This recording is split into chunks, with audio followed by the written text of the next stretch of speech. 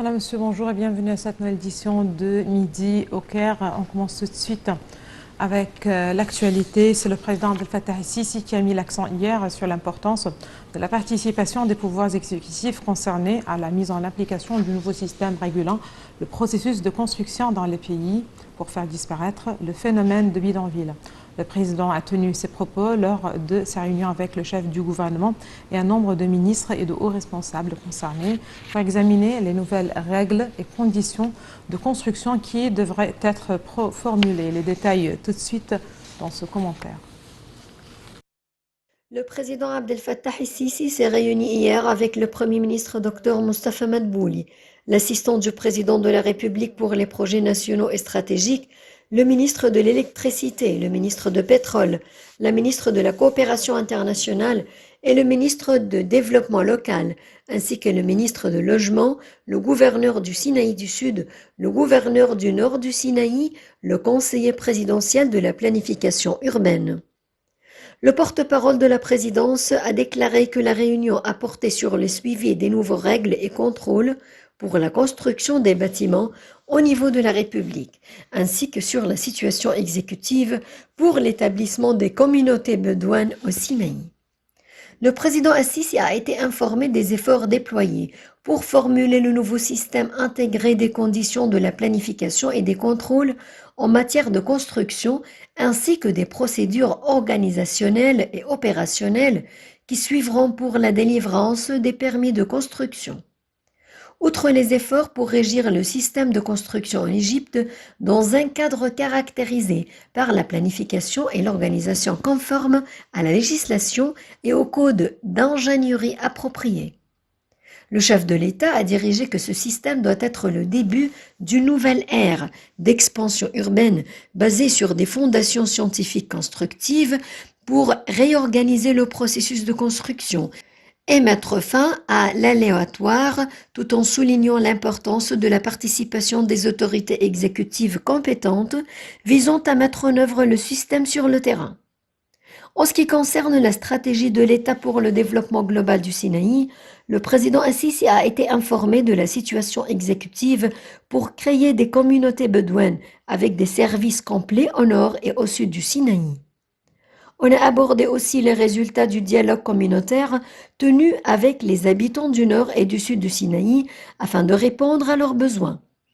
À cet égard, le président el-Sisi a exigé de commencer immédiatement à mettre en œuvre le projet de communauté bédouine pour soutenir les populations de la péninsule du Sinaï en fournissant les meilleurs services communautaires, les infrastructures, les ressources en eau et les bâtiments administratifs, avec les services complets, ainsi que la nomination d'une structure administrative responsable dans chaque communauté, dans le cadre de la stratégie d'État pour le développement global au Sinaï. Le président a été informé des travaux d'alimentation en eau pour les communautés en développement au centre et au nord du Sinaï. D'autre part, la culture d'environ 500 000 de fédons grâce au transfert de l'eau du bassin de drainage de Bahr al-Baqar vers les terres destinées à la culture. Le président Abdel Fattah el-Sisi a mis le décret présidentiel numéro 4 de l'an 2021 prévoyant la tenue de la première séance ordinaire du nouveau Conseil des députés prévu le mardi 12 janvier à 11 h. Le décret comprend également la liste de 28 nouveaux députés nommés par le chef de l'État. Étant la plus âgée des députés, Mme Farida El-Choubachi devra présider la séance inaugurale. La séance commencera par la lecture du décret présidentiel, ensuite la lecture des résultats des élections législatives proclamées par l'autorité nationale des élections. Le secrétariat du Conseil des députés a commencé dimanche à délivrer les cartes d'identité aux membres du nouveau Parlement et de remettre les portefeuilles parlementaires aux nouveaux députés nommés par le président de la République.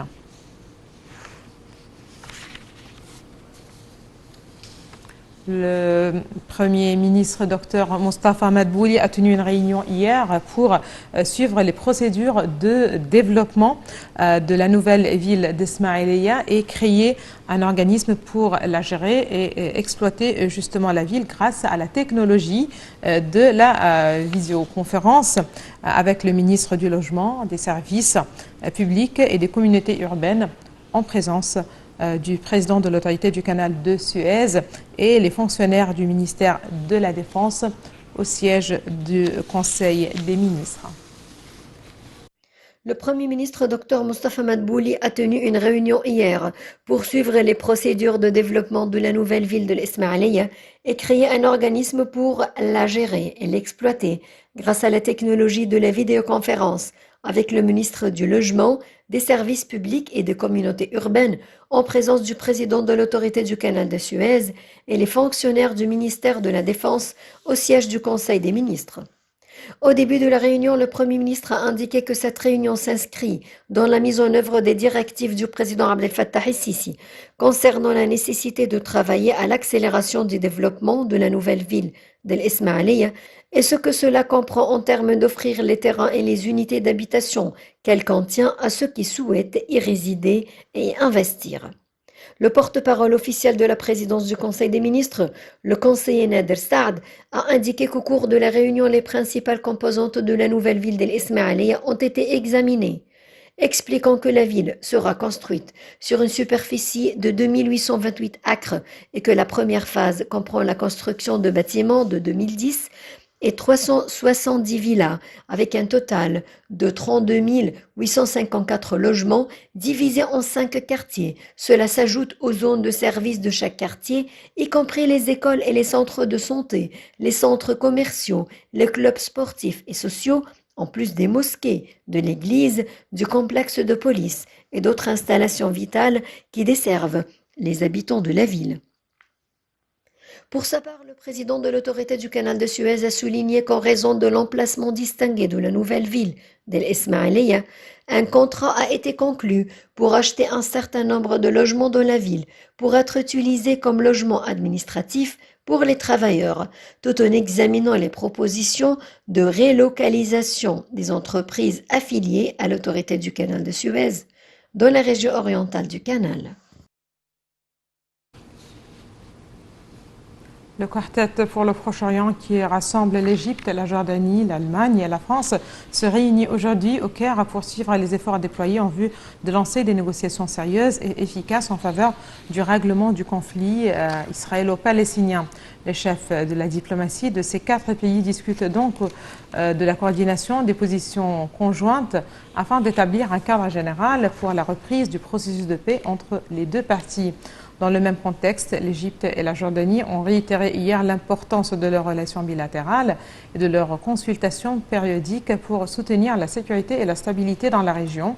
Les deux pays ont fait cette déclaration lors d'une séance de négociation tenue entre le chef de la diplomatie, Sameh Choukri, et son homologue jordanien, Ayman al-Safadi, au cours de laquelle ils ont examiné les résultats des contacts entrepris par le Caire avec les parties concernées par la cause palestinienne, en amont de la tenue de la réunion du quartet pour le Proche-Orient prévue aujourd'hui.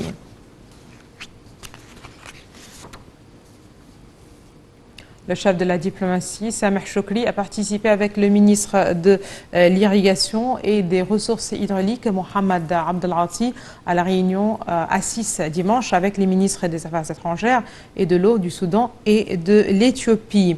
L'Égypte a affirmé lors de la réunion sa disposition à commencer des négociations sérieuses et efficaces afin de parvenir dans les plus brefs délais à un accord légal contraignant sur le remplissage et le fonctionnement du barrage éthiopien de la Renaissance, et ce, conformément aux décisions prises par le Bureau de l'Union africaine lors des réunions tenues au cours des mois passés.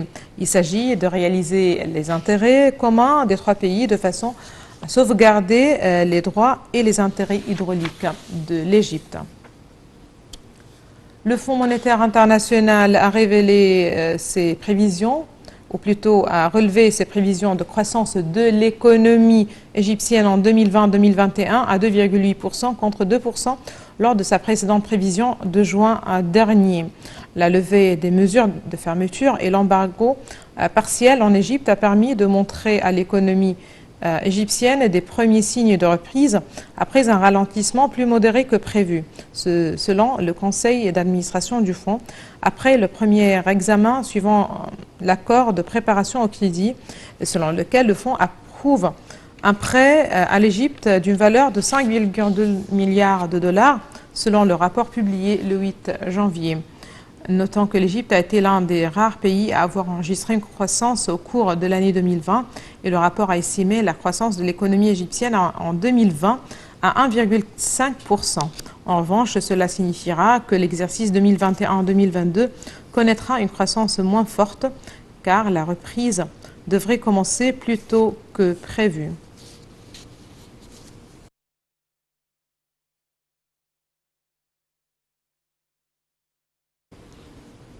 Et voilà, pour plus de précisions sur ce sujet, nous avons le plaisir d'avoir avec nous en ligne en direct Madame Passante Fahmi, qui est une experte en économie. Bonjour Madame Passante Fahmi. Bonjour Madame. Voilà, c'est le Fonds monétaire international justement qui a relevé ses prévisions de croissance de l'économie égyptienne en 2021 à 2,8% contre 2% lors de sa précédente prévision de juin dernier. Tout d'abord, pour quelles raisons ce nouveau justement détail par le Fonds monétaire international? La raison principale, c'est qu'on a changé les priorités dans le plan qui a été fait 2030. On a concentré plus sur la sécurité alimentaire, c'est-à-dire l'agriculture, la pisciculture, et l'économie verte en général, l'économie bleue. Nous avons des bonnes découvertes en ce qui concerne le gaz. Alors, tous ces éléments-là, on a pu travailler très professionnellement, même durant Corona, à cause de notre climat, à cause de la diversification de l'économie, à cause de la majorité des projets qui sont faits, que ce soit l'infrastructure, c'est-à-dire les routes, les ponts, les chemins de fer, les nouvelles îles. Tout ce genre d'activité peut être effectué en plein air et sans avoir vraiment aucun souci de l'application ou de la révision du corona.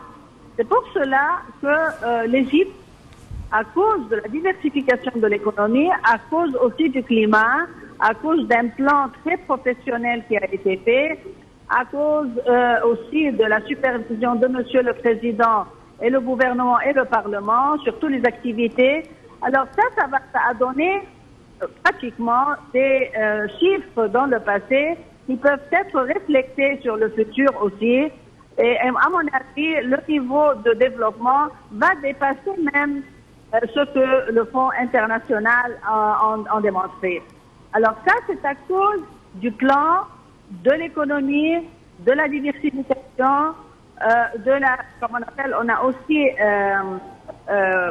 l'Afrique, c'est-à-dire l'Égypte va être un point de coopération entre le monde moderne, que ce soit les États-Unis et l'Angleterre et ensuite l'Afrique. C'est un continent très grand, très riche.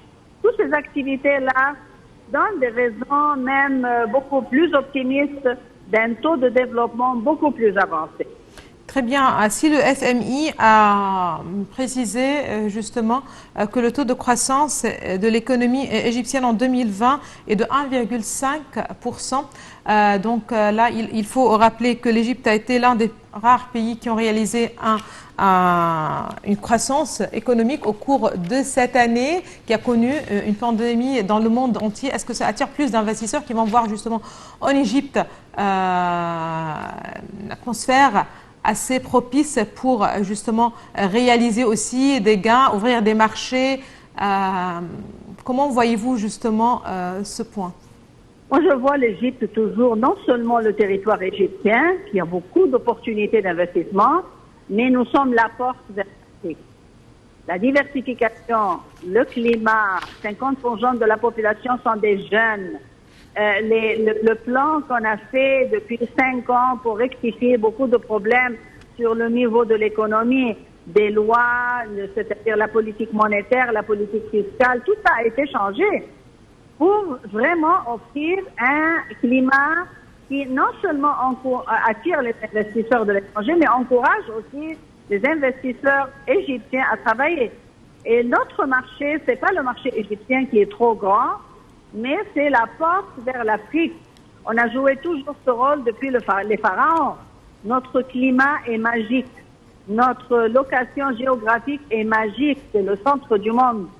Et la population aussi est habituée à avoir toujours contact avec le monde entier, c'est-à-dire n'importe quelle que soit la nationalité qui vient, les Égyptiens sont prêts à travailler avec tout le monde depuis des décades. Alors là, les opportunités sont là, les lois sont très bien faites, le climat est très bien développé, le gouvernement, Monsieur le Président aussi et le Parlement prennent soin jour par jour de ce qui se passe sur le territoire. Et ça aussi, ça encourage les investisseurs et ça leur donne, si vous voulez, ça les rassure. Très bien. Le Fonds monétaire international avait auparavant approuvé un prêt de 5,2 milliards de dollars. Justement, est-ce que là, encore une fois, on peut parler d'une confiance en Égypte et son économie? Oui, ça aussi, je voudrais mentionner, et c'est un point très important parce qu'il y a beaucoup de gens qui parlent des dettes. Les dettes sont vues, c'est-à-dire ils sont vus où est-ce qu'ils sont dépensés. On n'a pas à payer un employé de l'étranger. Ce sont tous des Égyptiens. Les ingénieurs sont des Égyptiens. Les compagnies sont des compagnies égyptiennes. Alors cet argent-là tourne dans le pays. Ça élève le niveau des réserves, ça élève le GDP, ça diminue la pauvreté, ça diminue aussi le chômage. C'est bien vu. C'est pour cela que n'importe quelle institution, quand elle fait un prêt pour l'Égypte, elle est confiante où l'argent va être dépensé, comment ça va vraiment devenir un côté positif pour l'économie égyptienne. Ce ne sont pas de l'argent qu'on prend et ensuite on commence à importer de l'étranger à droite et à gauche. On ne sait pas comment ça va être dépensé. Oui. Non, c'est dépensé sur des compagnies égyptiennes, des employés égyptiens. Ça développe le territoire égyptien. Parfait. Je vous remercie infiniment, Madame Passante Fahmy. Vous êtes experte en économie. Merci beaucoup de vos précisions. Merci à vous aussi, Madame, Monsieur, de nous avoir suivis ce matin. Excellente journée à toutes et à tous et très bonne suite de programme national international.